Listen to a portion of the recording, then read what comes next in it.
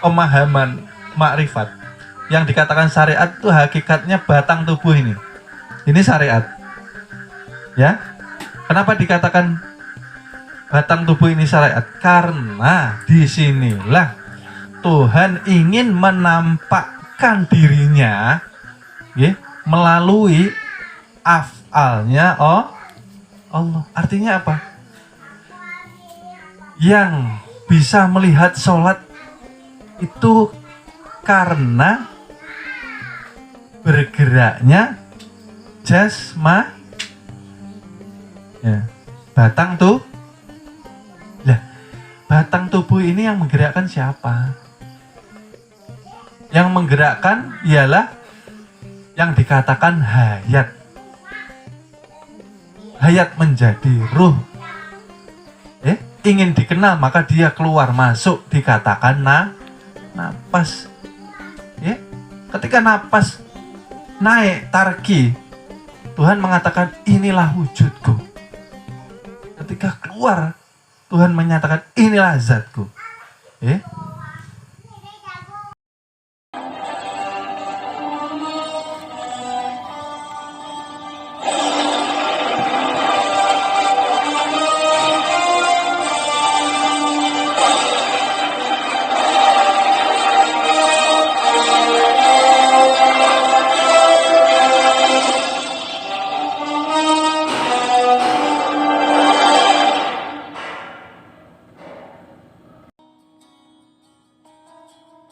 Puasa ini betul-betul dikatakan menempa karakter manusia untuk bisa meningkat daripada level manusia ke level tingkatan para malaikat.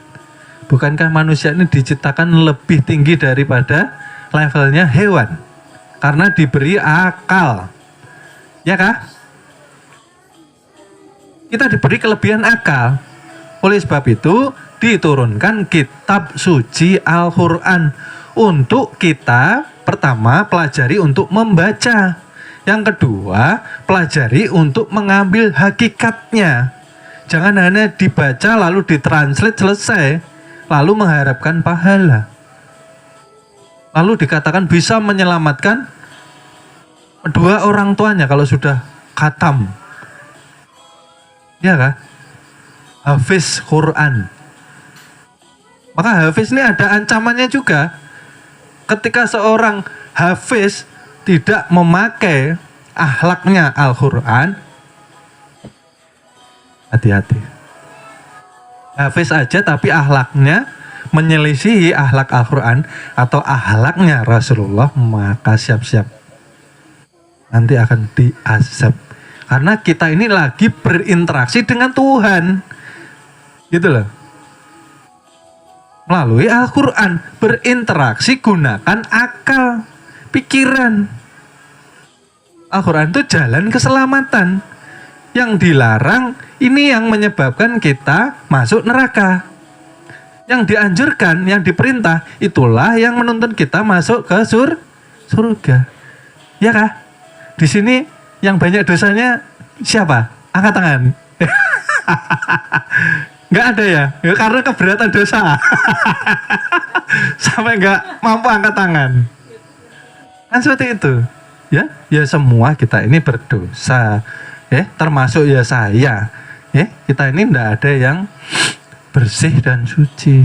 Cuma janganlah kita berputus asa dari rahmatnya Allah Subhanahu wa Ta'ala. Ya melalui bulan suci Ramadan ini loh, kita ditempa untuk mencari ampunan dari Allah Subhanahu wa Ta'ala. Maka kerjakan puasa ini dengan bersungguh-sungguh.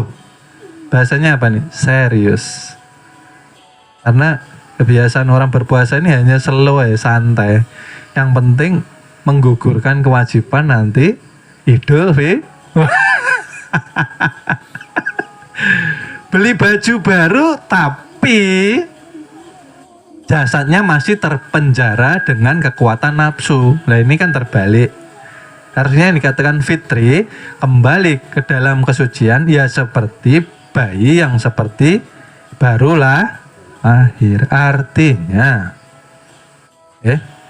Kita sudah mendapat ampunan dari Allah Subhanahu wa Ta'ala. Itu poinnya gitu loh. Ya kalau Idul Fitri seperti anak-anak itu ya bukan lagi masanya kita. Kita sudah lewat. Bagaimana kita ini diklat ini lah, diklat.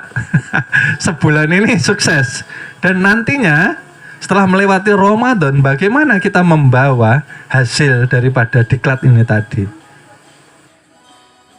untuk menempuh bulan-bulan berikutnya yang lebih beriman, lebih bertakwa, lebih taat, ya, lebih berkualitas. Apa yang berkualitas? Ibadahnya. Ibadah apa?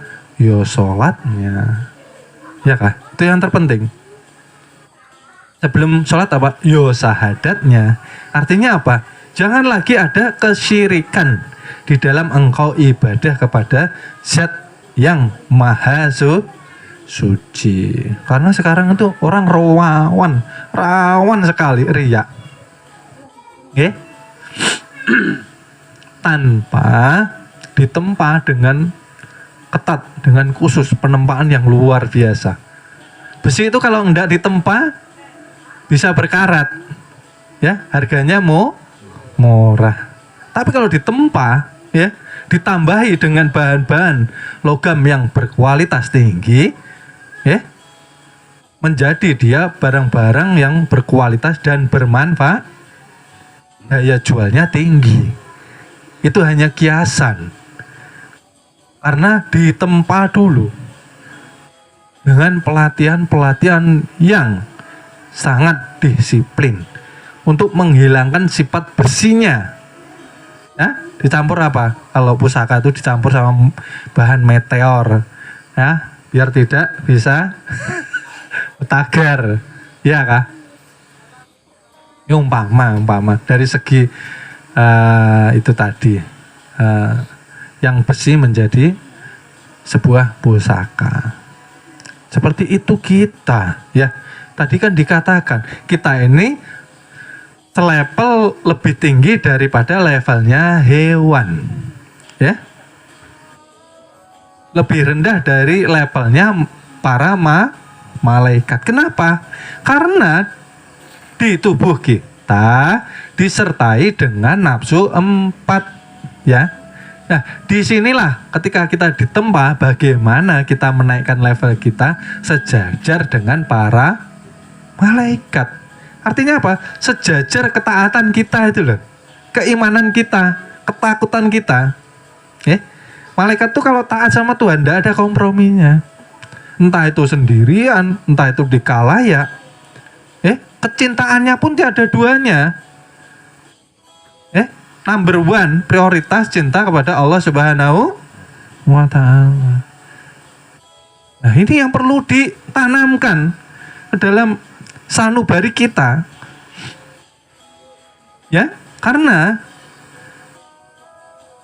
cinta yang hakiki, ya, tolong dicatat, cinta yang hakiki ialah cinta yang dialamatkan kepada Allah dan Rasul. Karena kenapa? Hanya Allah dan Rasulnya yang akan memberikan syafaat nanti di yaumil ya. Lainnya tidak ada. Ada suami memberi syafaat sama istri. Ada istri memberi syafaat sama suami. Menentukan masing-masing hisabnya. Kalau melalui hisab. Tapi kalau keimanan kita, ketakwaan kita kepada Tuhan Zat yang Maha Suci terus ditingkatkan, maka kita bisa memasuki pintu surganya yang tanpa hisab. Pintu surga kan ada 8 toh. Salah satunya yang dikatakan pintu tanpa itulah pintunya bagi para hamba yang mempunyai ketawakalan yang sempurna. Ayo, mau masuk situ tanpa hisab, sempurnakan tawakalnya. Ya, bagaimana? menyempurnakan tawakal. Di kajian-kajian sebelumnya sudah kami jelaskan. Terkadang kita ini belajar ilmu ma'rifat ini terkadang mohon maaf sebelumnya tanpa mengurangi rasa hormat saya, ya mohon maaf sebelumnya. Terkadang kita belajar itu hanya sampai di telinga, telinga ke kiri, nanti pulang keluar ke telinga artinya tidak masuk ke hati, tidak menumbuhkan karakter yang kuat di dalam diri kita, bahwa kita ini punya sosok figur yang sempurna yang harus kita contoh menjadi suri tauladan keselamatan kita sebagai umatnya. Siapa beliau? Ialah junjungan Nabi besar Nabi Muhammad Sallallahu. Itu yang tidak mau terkadang kita contoh, hanya di lisan terkadang itu loh.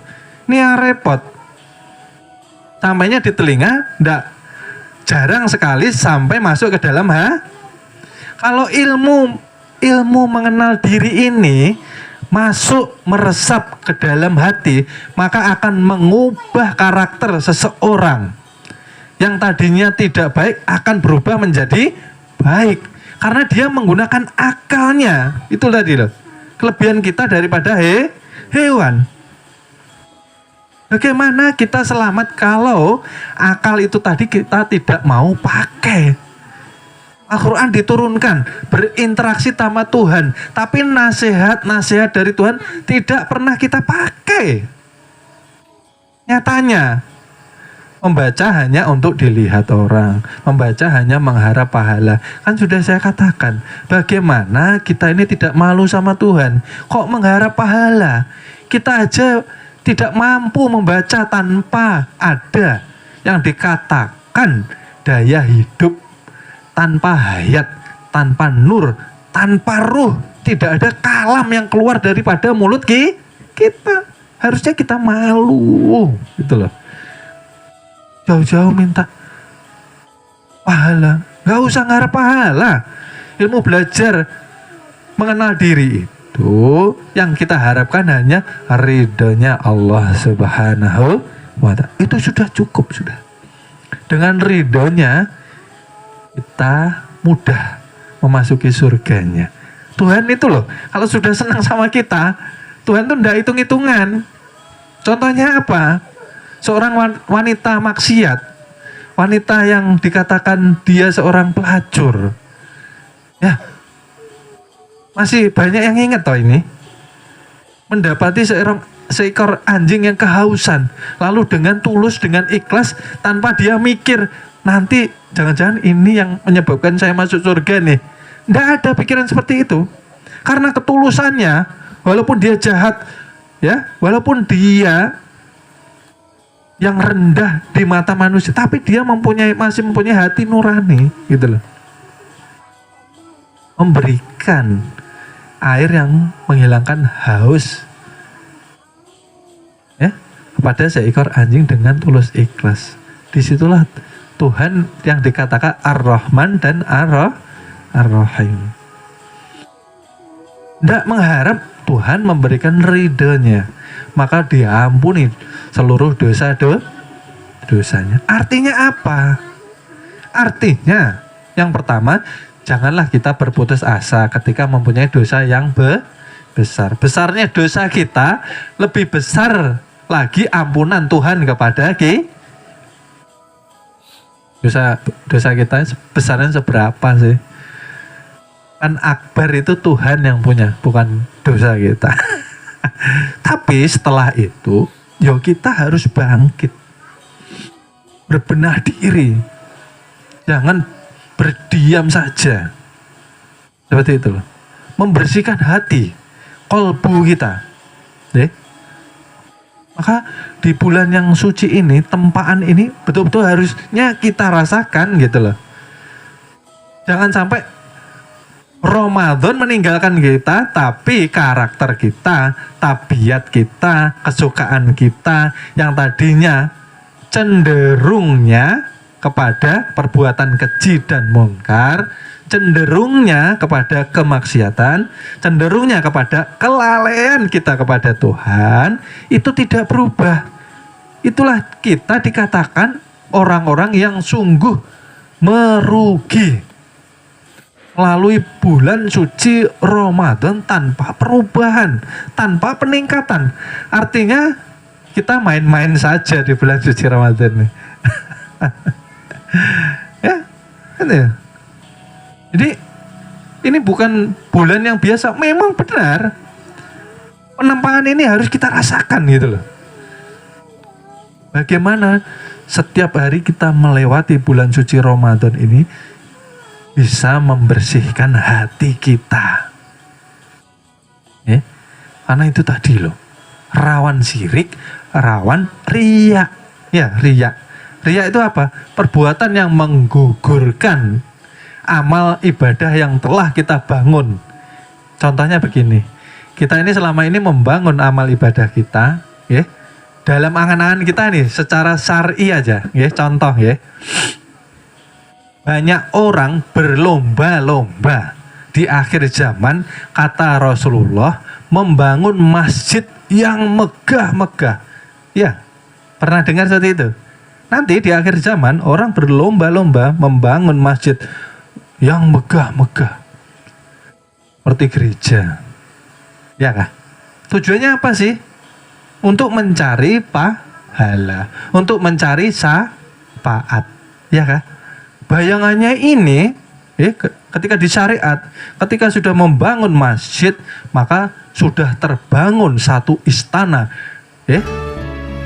Mohon maaf, akan kami lanjut ke episode berikutnya. Terima kasih.